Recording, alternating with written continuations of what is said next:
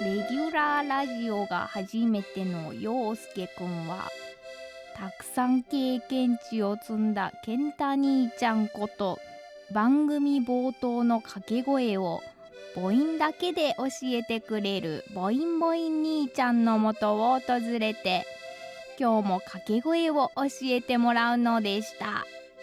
母音母音兄ちゃん。私は今、伝説のひまわりが咲くという山の奥地にやってきています。この森を抜けると伝説のひまわりが咲いているということみたいです。早速行ってみましょう。これは？あ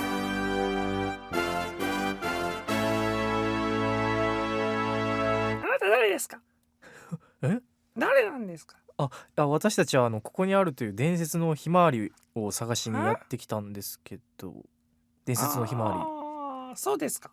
はい。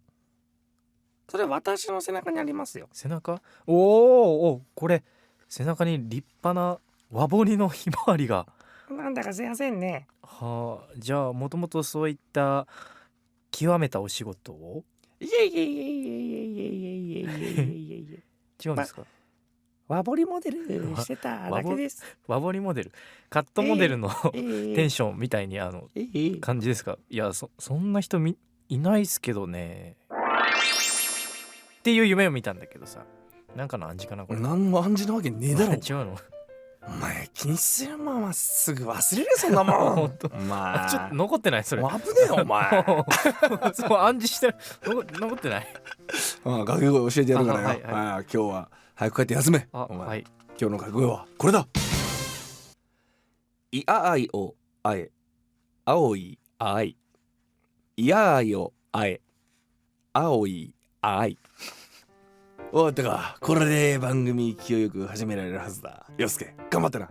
陽介さん、間もなくです。お前も番組始まるんじゃねえか。3秒以内にさっき教えた掛け声を叫ぶんだ。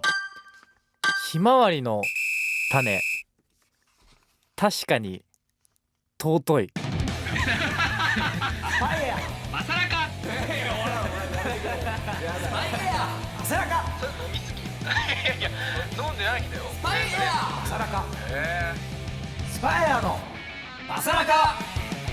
時刻は夜8時30分を回りました。スパイボーカル陽介とドラムの健太です。この時間からは僕の出身地である福岡から日本中世界中に発信していく番組スパイのバサラカをお送りしていきます。はい、いや惜しかったね。ひまわりの種。カロリー高い。そうなの？そうなんですよ。高いですよね、意外とカロリー。食えるんだ。食えます。食ってるじゃないですか、よく。え？野球選手とか食ってないっけ？あれひまわりの種だよね、確かね。あれ違ったっけ？ね、大谷選手。そうだからメジャーリーガーとかさ、よくさ、こうなんかさバッと持ってさガッて口に入れてさ、食ってさペッて吐いてるやん。あれ確かひまわりの種だった気がする。ペッて吐いちゃう。なんか殻があるんじゃなかったかな。ね、そうで、アメリカのスーパーとかでさ、めっちゃでっかいひまわりの種売ってるよ。そう買ってない。あんなでかいもん買えれないし思って。なんか今日がひまわりの日らしいです。ほう。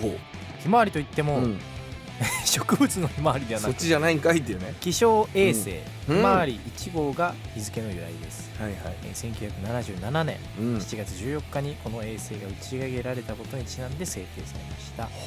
ちなみに気象衛星ひまわりは現時点で8号と9号が稼働中。宇宙から24時間連続で台風や集中豪雨などの気象情報を高速高精度に監視して、肉眼に近いカラー画像で災害の早期予測や被害軽減に貢献しています。すごい。ちなみに福岡は植物のひまわりを堪能できるスポットがたくさんあります。その中の一つは能古島アイランドパークのひまわり畑はなかなかの絶景です。これ写真についてるけどね。流行ったわ。何が？能古島？流行ったの？流行った。福岡の中で流行るっていうか、通るね。どういうこと？通るってまあ高校卒業して、大体男は車の免許取りに行く。なるほど。でデートに行く、ちょうどいい距離。なるほどね。でひまわり畑、美しい。大体、そのカップルが長続きしてるのを俺は見たことがない。だから俺も行かなかった。なるほどね。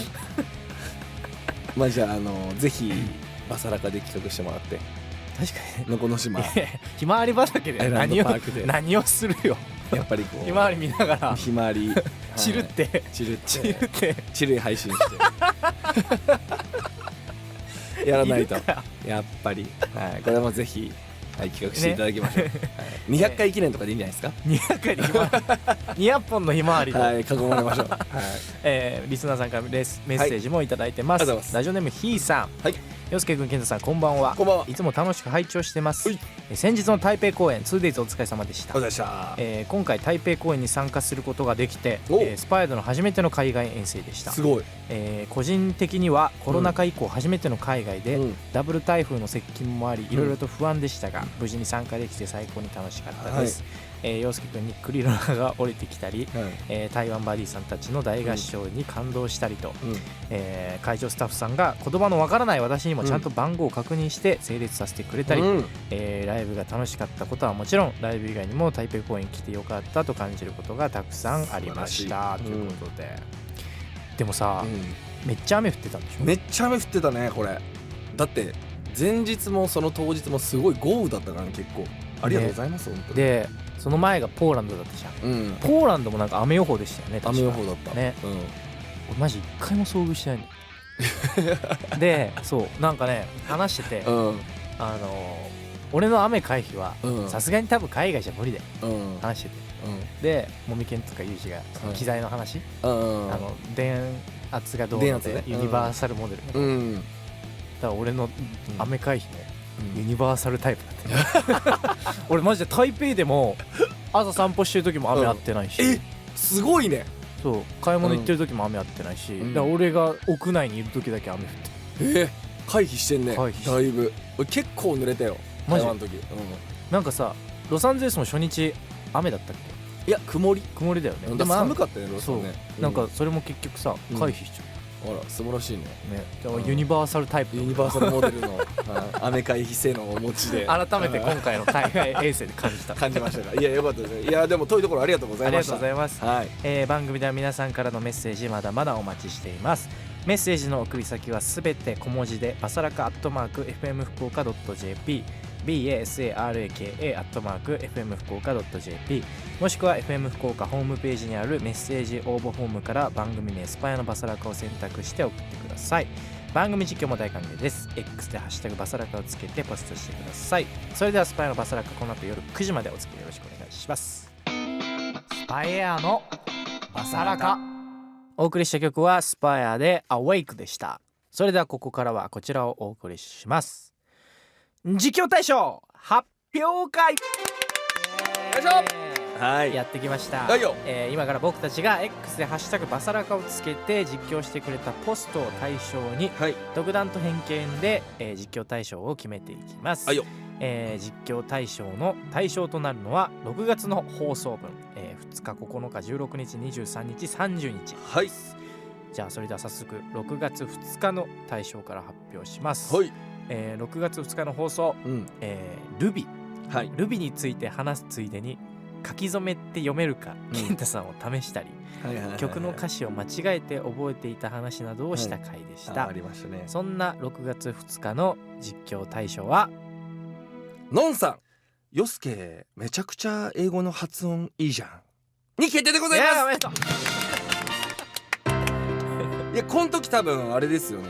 エグザイルの20カラットはいはいはい。いやあれを曲紹介したこと言ってんじゃないかな。 Exact Traveler そうそうそうそうサントラのゴールとか、そうなんか言った時な気がするね。あれなんかね、うん一個思ったんですよ。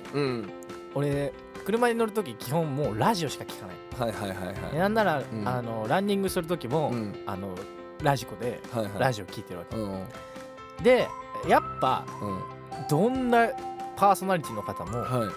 曲振りはかっこいいんですよ。まあまあね。でそれはそう。このバサラカも、うんそうやって聞いてくださってる方がいるかもしれない、うんもしかしてそうね。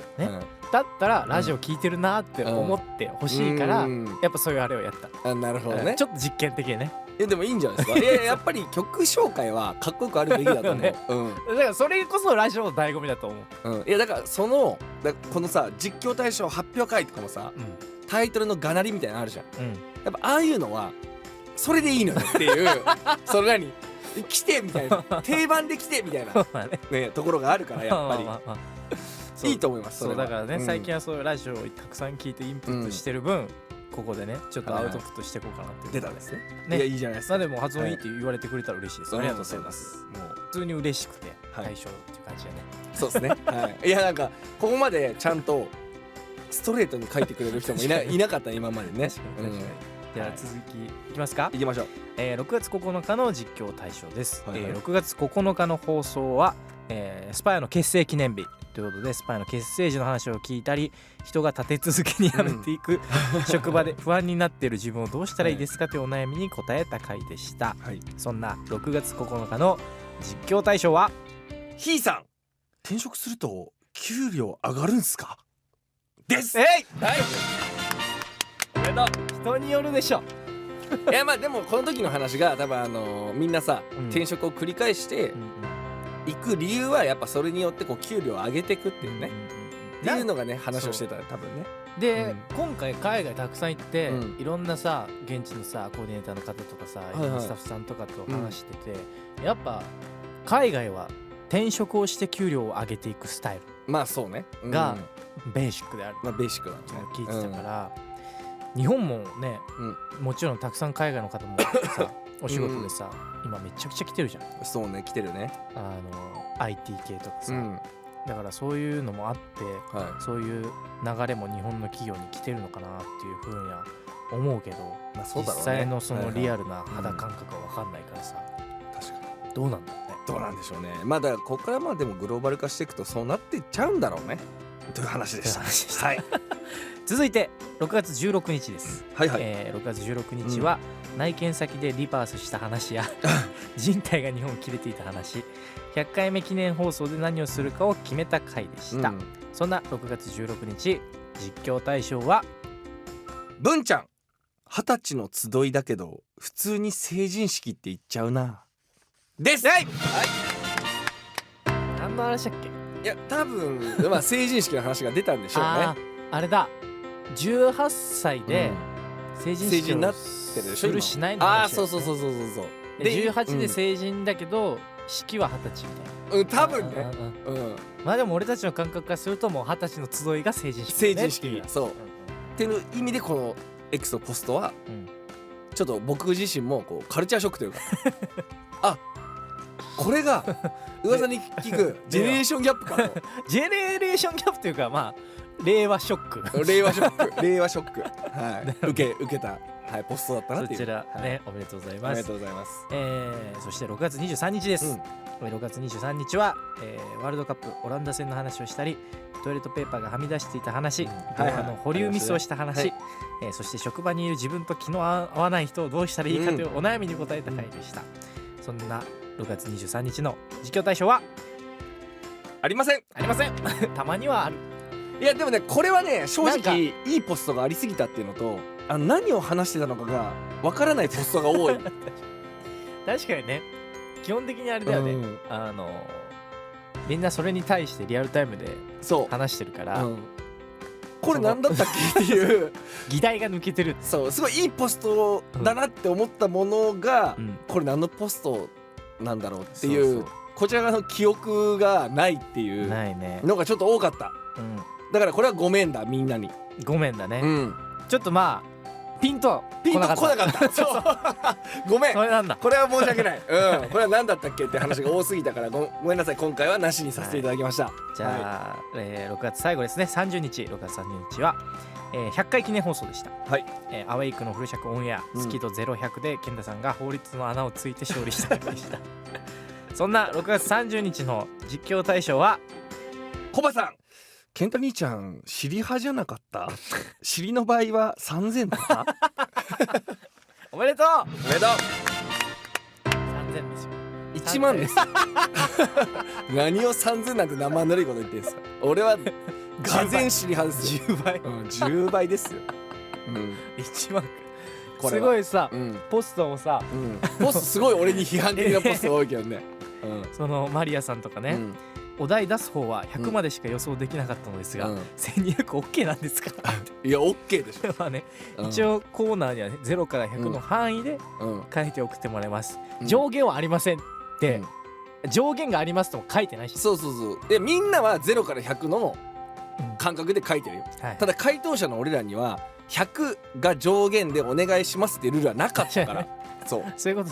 そう0か100っていうのは比喩じゃん白か黒かみたいな比喩だからこっちはもう上限を与えられてないわけだから、まあね、タイトルで0100ってついてるだけでまあそれはね、こうやって法律ができてる、そうこういう良くないやつがねいるからそうやって法律ができていくんですよね。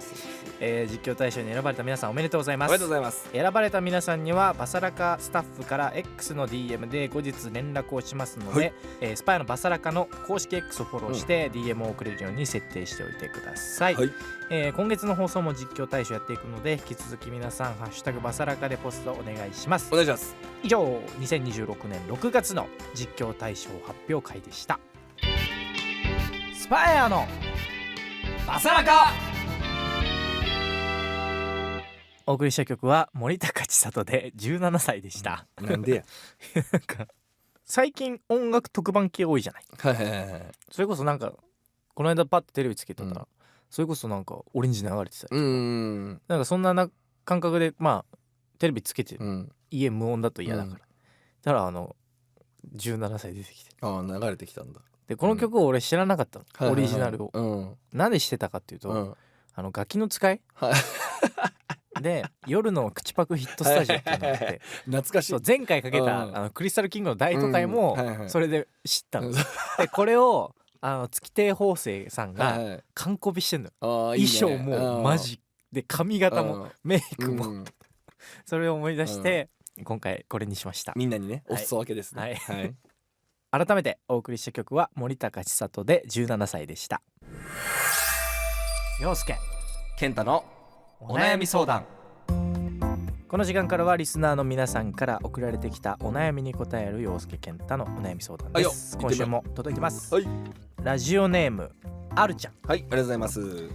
陽介さん健太さんこんばんは。こんばんは。私にはずっと改善したい悩みがあるので聞いていただきたいです、それは知らない人や目上の人、あまり関わりがない人と話すとき、なぜか声が小さくなってしまうということです、友達やある程度関係性が出来上がっている大人と話すときは、いつも通りのクソデカボイスで話せるのですが、それ以外の人と話すときだけなぜか声が小さく高くなり、おまけにちょっとカスカスになってしまいます、瞬発力も落ちるし、言いたいことも言えないし、直せるなら今すぐにでも直したい、ただ同じ日に2連続でナンパされた時だけは、2回とも、割と低くて普通のボリュームの声が出たので、天敵が現れた時は普通に喋れるんかいと思わず心の中でツッコミを入れてしまいましたいけるんかい、キモいうざいと感じた時ではなく、普通に人と話す時にいつも通りの喋り方ができたらいいのになとずっと思っています、何か解決策があれば教えていただきたいです、なるほど。また軽い女だと思われないようにできる対策はありますか、自分で考えても、せいぜい僕と思ってガニ股で歩くことぐらいしか思いつきませんでした、それはやめた方がいいかもな補導されるというかな警察にな職質されるんだな、やめた方がそれは、でも俺わかるかもこれ。どういうこと？小さくなっちゃう。声が？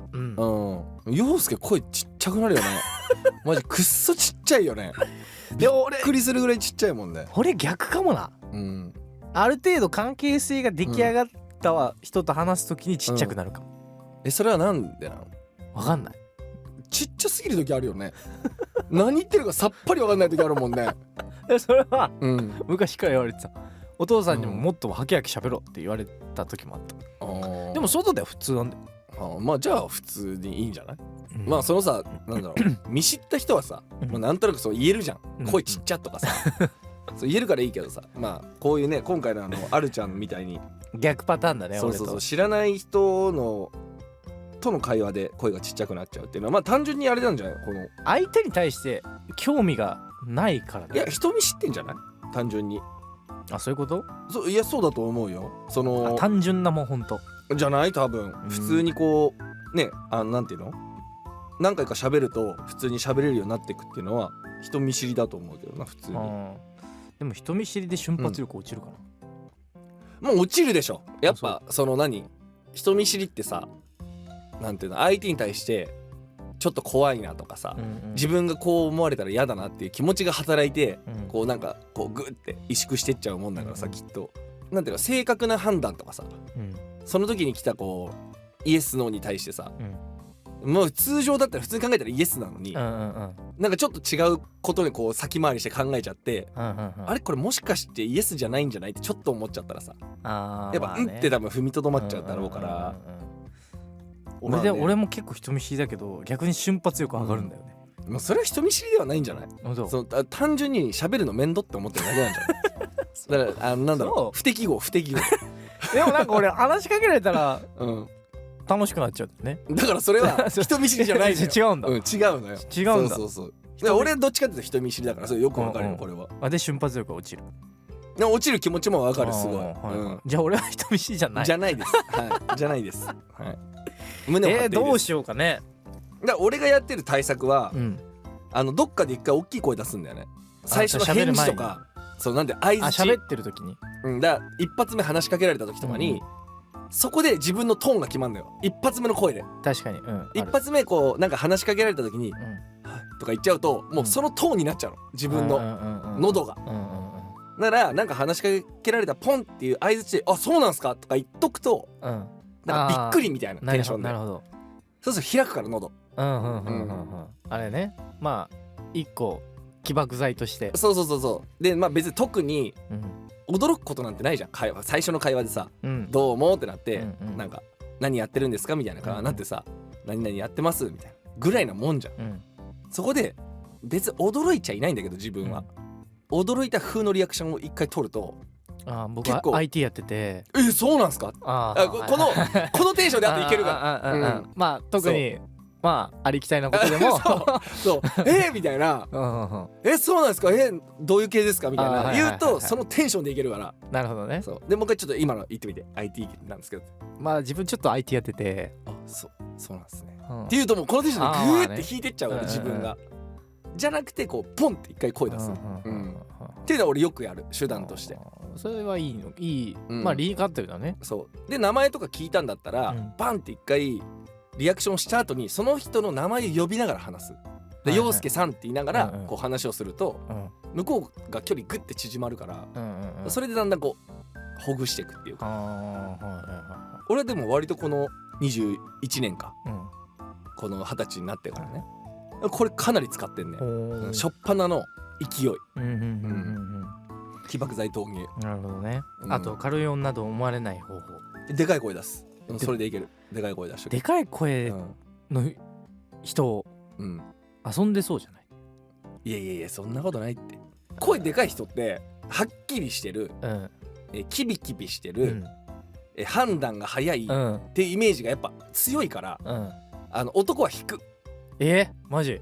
基本引くと思うよ。俺ね、コールセンターでバイトしてる時、俺の担当部長の人がそういうタイプの女性の方だったの。すっごい好きになっちゃった。いや好きになるのは別にいいじゃん。いやそういう話じゃないじゃん。なんか全然なんか飲み行ったりしてたけど、全然それはいいんじゃない別に。それはだってその担当部長も好いてくれてたってことでしょ。それは別にいいのよ。全然お悩みとは全く別軸の話や。俺何もつかめてないじゃん。何どういうこと？この会話の。いやつかめてないよずっと。今気づいたの？俺何話してんだろうって思っちゃって。いや本当だよ。ただなんか自分の青春語っただけのそうだよ変なやつじゃん。違う今までもそうだから大丈夫。そう何もつかめてないから。俺すっごい関係ないこと話してんだと。そうだメイン軸は軽い女だと思われたくないっていう軸ね。びっくりするよ。俺が別に君の好き嫌いは聞いてないのよ。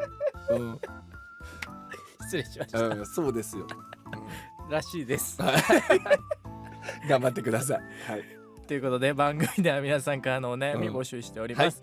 小さなお悩みから大きなお悩みまで幅広く募集してますので、気負わず送ってみてください。皆さんからのお悩みお待ちしてます。スパイアのまさらか。お送りしているのはスパイアで Just Like This 2025よりオレンジです、はい、今日はこの曲に乗っかりながらエンディングです。はいよ。なんか、あれだわ、休み明けって感じしてるわ。勝手に休まないでもらっていいですか別に休みですとは言われてないから、これさらに言うとね、これ別に割と帰ってきて1週間ぐらいじゃね、その会ってないっていうかさ、先週の土曜日1週間も経ってないか、土曜日に帰ってきてまだ4日ぐらい、金曜か、まだ5日ぐらいですよ。私は6日か、だからそんな別になんか休み明けっていうことで休んでたの、ずっと休んでた。やばいね。運動もしてないの？運動はねしてる、ちゃんとしてた。朝走るぐらい、まあでもちょっとさすがにロサンゼルスから帰ってきた3日ぐらいはもうゆっくりしようと、ゆっくりのんびり山に行ったじゃあもう4日目でちゃんと復帰してこないとダメでしょ、これあれですよ、この仕事サボろうと思ったらどんだけでもサボれますからねそれであなたのミュージシャン人生決まりますからねこの後のまあね、今日からちゃんとね、ちゃんとありますからね。お知らせです。今年も Just Like This 2026開催します。はいよ。今年は日本と韓国です。Day1 韓国は9月5日土曜、キンテックス第2展示場後面広場、Day2 日本は9月26日土曜、山梨県川口コステラシアターです、そしてアニメ追放された転生重騎士はゲーム知識で無双するオープニング主題歌アウェイク配信中です。8月5日に CD リリースも決定しましたのでぜひチェックしてください。お願いします。そして7月18日、TBS 系列音楽の日生放送出演します、こちらもぜひお時間ある方は見てください。今日もたくさんのメッセージありがとうございました。番組では皆さんからのメッセージまだまだお待ちしています。メッセージの送り先はすべて小文字でバサラカ@fm福岡.jp BASARAKA@fm福岡.jp もしくは FM 福岡ホームページにあるメッセージ応募フォームから番組名スパイアのバサラカを選択して送ってください。番組実況も大歓迎です。 X でハッシュタグバサラカをつけてポストお願いします。そしてこの番組は YouTube や音声配信サービス Spotify やラジコでポッドキャストも公開中です。再編集版の番組本編や番組収録前のアイドリングトークなども配信してますし YouTube の方では字幕付きで多言語翻訳も対応してますので世界中のお友達にどんどんお勧めしてください。ということでこの時間のお相手はスパイアボーカル陽介とドラムのケントでした。それではまた来週。